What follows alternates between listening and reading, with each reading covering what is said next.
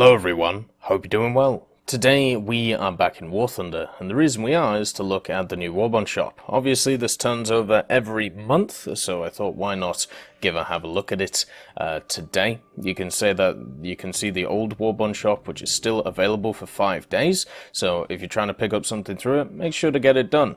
Then the new Warbond shop, which has 28 days to go, does have some pretty cool new stuff on it. The first one is of course the decal, the peacock, and the peacock does look really nice. It's a beautiful decal. Also some of the returners. We obviously have all of the decorations, we have the bushes, which is always a good pickup, and then also stuff such as the profile icons. And I've just realized something.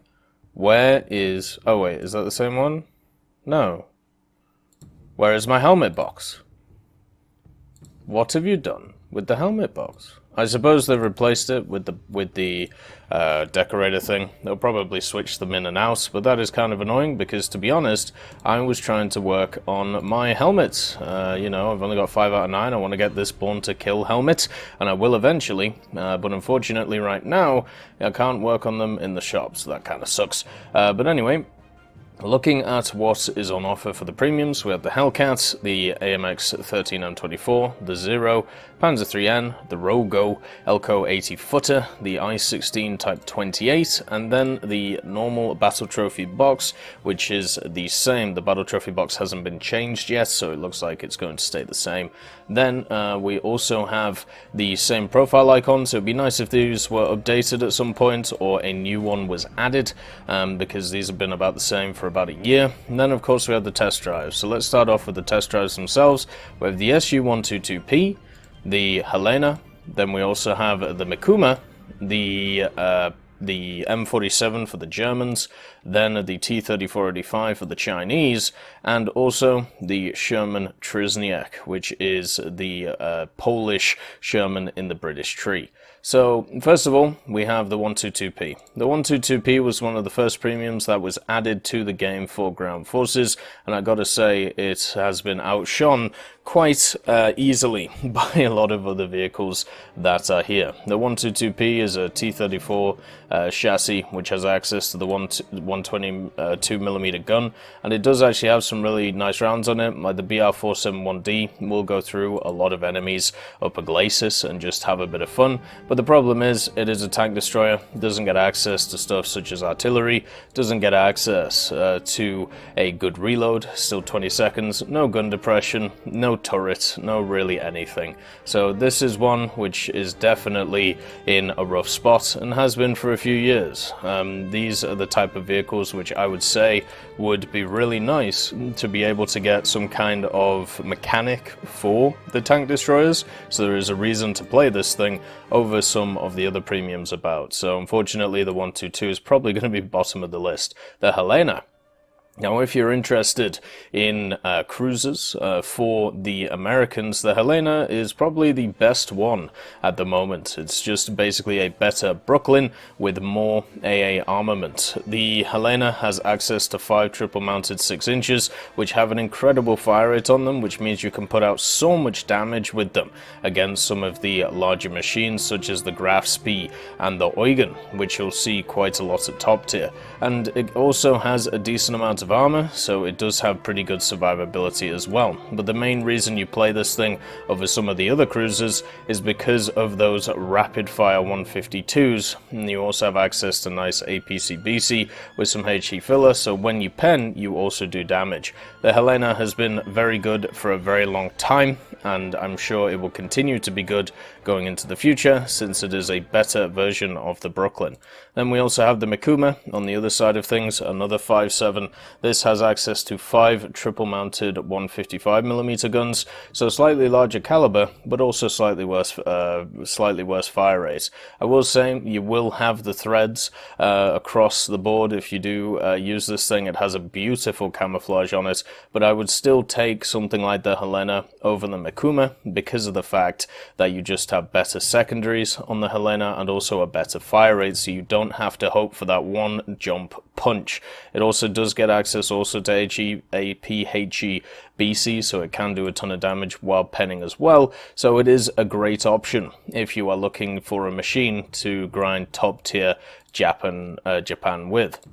Then the Panther II, the M47.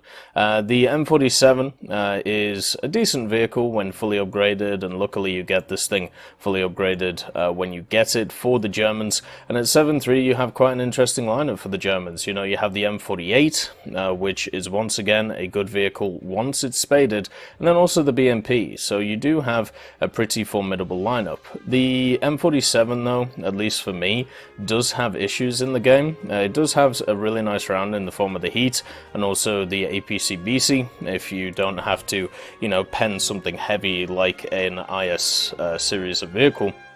But the main issues that this thing has is its reload rate is a little bit lackluster compared to some vehicles it can fight. It doesn't have a stabilizer, and also the gun depression is weak. Normally you're hoping for around about 10 degrees of gun depression. This thing only has about 5, so even though it's pretty maneuverable, even though the armor, especially on the turret, can be a little bit, I suppose you'd class it as trolley at times, but generally I don't think this is a great premium, and this is why you never really see it anymore. You used to see it quite a lot when the German tree was a lot lower in value, but nowadays you hardly see the machine anywhere. Then we also have the T-34-85 for the Chinese. If you're looking to start the Chinese tech tree or bolster your 5.7 lineup for a bit, the T-34-85 is definitely the way to go. This vehicle is a stalwart of the 5.7 area, been there for a long time, and there's a reason for it. It's an incredibly good vehicle at that BR. It has really good maneuverability, its armor is not the best of the BR, but it's good enough, and the 85mm can deal with pretty much anything that you face with at that BR. It's great at killing Tigers, great at killing British vehicles, great at killing, you know, American Shermans and even Jumbos at specific angles. The only issue this thing has is once again weak gun depression and not the best reload in the world, but the 85 packs a hell of a punch, so it doesn't matter too much. And even if you get your turret popped, you do have access to some crew members. Watch out for this first stage ammo though in this machine, because it's all in the back of the turret. So once you get penned, pop, you're gonna go. So got to be a bit careful about that compared to some other vehicles. Overall, I think this is a good pick though. The 5.7 lineup for China is amazing. 2 T-34-85s, a Hellcat, bunch of tank destroyers, P-51 on top of that, and also the Tu-2. Can't go wrong with those picks. Then the last one is the Trezniak, the Sherman Firefly. This has access to the 17-pounder gun, which is, once again, a very strong gun at 4.7, and you do get access to some really nice rounds as well. The premium bonuses on the Trezniak are also very nice, and the extra armor does make a difference against certain vehicles which are quite aggressive, such as the R3. The armor overall, though, is not great. You can just put a round into these buttons, or generally just straight through the turret if you can see any part of it which isn't the mantlet, and the gun, even though it's got a really good reload on it, once again suffers from the problem with not having enough depression. So means that getting the gun down on target, not the easiest thing to do. It's also unstabilized, so it doesn't have like the short stabilizer that the Americans do, so you're gonna have to wait for that gun to sort out. But I think adding this to the 4.7 lineup that already exists, the you know, the Avenger, the Churchill, and also the Sherman Firefly and the Tree, is a really nice addition. So overall, I do like this vehicle. It does have setbacks though. So basically, if I was going to rank these, number one for me would be this, the Helena. Number two would be the the T-34-85. Number three would be the Makoma. Then also the Trezniak at number 4. Then what we have left is the 122 and the M47. So this one gets a wonderful 5th place, and then in dead last and not moving for a long time is the Su-122P, a rough vehicle. So let's have a look at the premiums now that are on offer here. So the Hellcat Mk2. This is a 3.7 machine for the British, and it does get access to a ton of ordnance and also some really nice 50 cals. The nice thing about the Hellcat Mk2 is you can use it in air realistic, air arcade, ground realistic, wherever you want, because it is a multi-role vehicle. What I mean by this is you do have access to different loadouts, such as the 2 1,000-pound bombs and the HVARs. You can even take tiny Tims if you want to, or a torpedo, so it's useful even in naval battles, which is kind of nice. Or you can take it without load and just have access to 650 cals. And with the Hellcat chassis, the Hellcat, well, I suppose the airframe, it's still highly maneuverable, it's still a very good vehicle. It's not the monster it used to be, if any of you remember before the flight model of the Hellcat got changed, but it still can put out a ton of damage with the 2,400 rounds that it has. The fact that this thing is so versatile, the fact that it can really do whatever it wants on the battlefield, you just get to pick what it wants to do, makes it a great pickup for anybody who plays any of the major game modes in War Thunder. This is a lovely choice for a vehicle. Then we have the Mk.II M24, probably one of the newest additions to the Warbond shop that I've seen. I'm guessing it didn't sell well or something like that, but this is the Mk.II M24. It's basically an Mk.13 chassis with the Chaffee turret sat on it. It does get access to a 50 cal, and if you've ever used this thing, you know that the Mk.13 is very mobile. You can run around the place, find some very aggressive scouting positions, and do pretty well in it. Also, you can see where the ammo is, so it isn't in the turret, so if your turret gets popped, you actually still, survive as long as one of your crew members survives in the turret. You don't just automatically die, which is kind of nice, especially for a light tank. You also have access to the 270 horsepower engine, gets you around the battlefield at a good click, and also a 50 cal to try and hold off those planes. One of the problems with the Mk.13 series of tanks is that they get killed by planes through the roof. At least with the Chaffee, you can defend yourself, and also you have a bit of extra armor on the top of your roof compared to before, which is 10mm. So yeah, that's kind of nice. The 75mm on the Chaffee is a wonderful gun. You'll be used to it on the Sherman, you'll be used to it in other places like that. The only issue and the only drawback of having the Chaffee turret mounted on the Mk.13, it doesn't get a stabilizer, so you're gonna have to be a little bit more careful when you engage targets, because your gun's gonna be a bit more wibbly wobbly. And I've got to say, I've had a lot of fun in this machine. I've been playing some France recently with it. I've been running around with it, and let's just see if I can find my stats on the thing. Mk.13 will be in this one. So Mk.13 24 and 50 ground kills, 33 deaths, but look at that, made 391,000 SL with it in 34 matches. That's pretty nice for a premium. It does have good premium stats on it. I would highly recommend this vehicle, even though, a lot of people may overlook it. It fits really well into a really nice 3-3 lineup for the French. You get the Mk.13 and also a Sherman, and also access to some wonderful planes as well. So yeah, it's a really nice one. The A6M2 is actually the Chinese one. So this isn't the American A6M2, this is for the Chinese tech tree. And at 3.3, the A6M2 is a plane which you can just throw about and do whatever you want with. One of the great things about the Zero is it literally it floats through the air. It gets to a point where even though you are really low on speed, you're really low on energy, you can still flip it about, you can do whatever you want with it, and it just feels really satisfying to fly, because whenever somebody engages you in a turn fight, you know for a fact you're going to come out on top. It does lack a little bit in engine power, especially in the dive or chasing an enemy, and does lack a little bit when it comes to its weaponry overall. The Type 99 Model 1 guns are spud guns, they don't really do any damage at all, which kind of sucks, and same with the 7.7. So even though this thing is great at getting on the tails of targets, great at, getting into the firing position, doing the damage afterwards is a bit of a problem.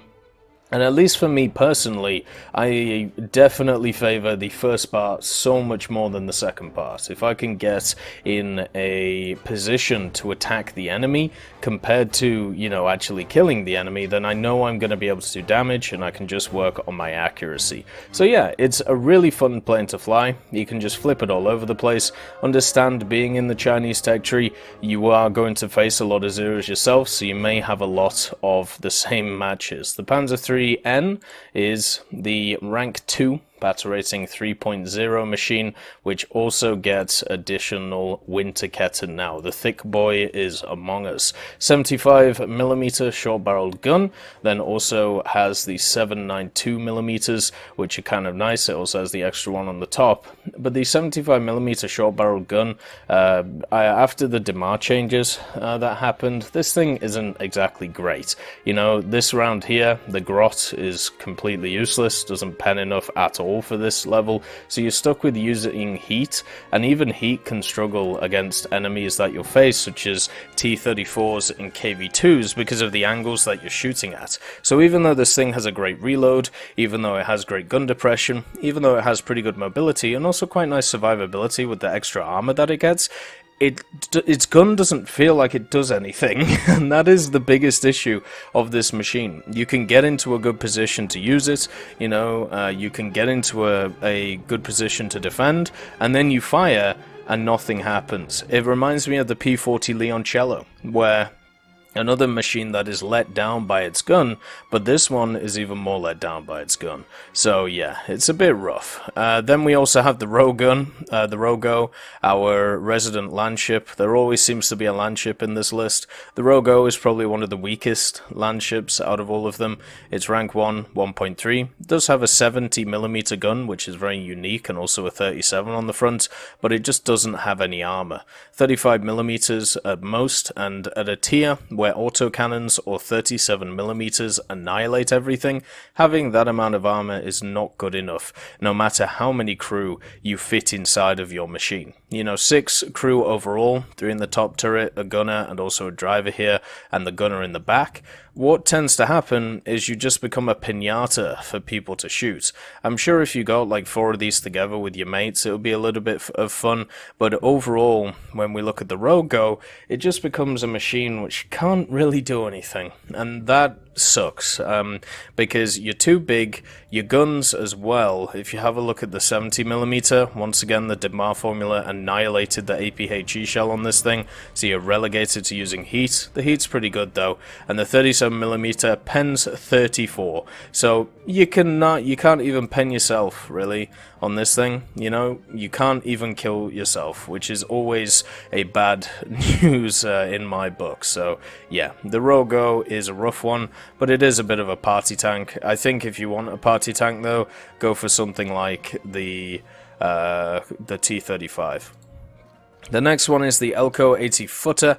This is one of my favorites premium vehicles for naval, and it's one that I constantly use for the naval challenges when they come about. So Operation Frost, Operation Heat, Operation Summer, all of these things. This is a key part of my naval lineup that I use to get the challenges done. If you want to see what that naval lineup looks like, it looks like this. So we have the PT-565, the 59, and also the 556. And the 556, I must say, fills its role really well. Basically, on short maps or small maps where there's short engagement distances, you throw the torpedoes, you turn your booty to the enemy, and you rat-a-tat them with 420mm. I've racked up many 10k games in this thing. I've racked up 15k kills, 15k damage in this thing, and it's all because of these 20mm and just HEing things to absolute death. You can annihilate other PT boats in a matter of 5 seconds with this gun. And also you have the speed behind it. The only issue you have with this is the survivability, but if you're looking for a machine to do some of the challenge events in, I would definitely pick it up so you can run it with its 2 brothers. It's a very fun machine. It's great for grinding as well. It's great for grinding rank 1, 2, and 3 of the American tech tree, which is really the majority of it. So yeah, I'd pick it up and have a bit of fun. The last vehicle on the list is the I-16 Type 28. This is the I-16, which has access to the Shavaks, weirdly enough. And one of the key things about the lower tier I-16s is that they are quite light, and they generally have shikasses, and really that's about this. This one trades the lightness for the firepower, and the problem with doing that is the engine cannot keep up with the amount of extra weight that you've actually added to it. So this just becomes a limbering thing, like a limbering, useless machine, in my opinion. Like, it loses its whole strategy, which its whole strategy is to fight somebody in a turn fight, get on their back, do a ton of damage, and then go on to the next person, and never ever get shot because you're so small.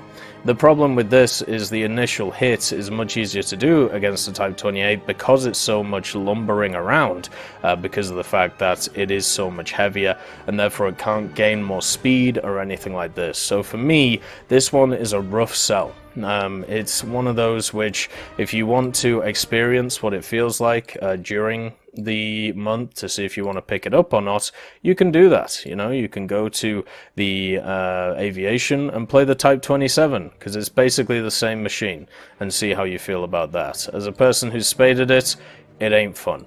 So overall, there are some really good picks here, and then there are some really average picks. So my priority, or the first one I would pick up, is the Hellcat, because of its multi-role capabilities. Then second would be the AMX-13 M24. I really like scouting. It's really fun in the game, just running around and, you know, working for the team. The next one after would be the Elko. So as third, just because of the fact that, you know, you can use it during events. Then it would be the A6 Mk2 for a little bit of, you know, tourney time.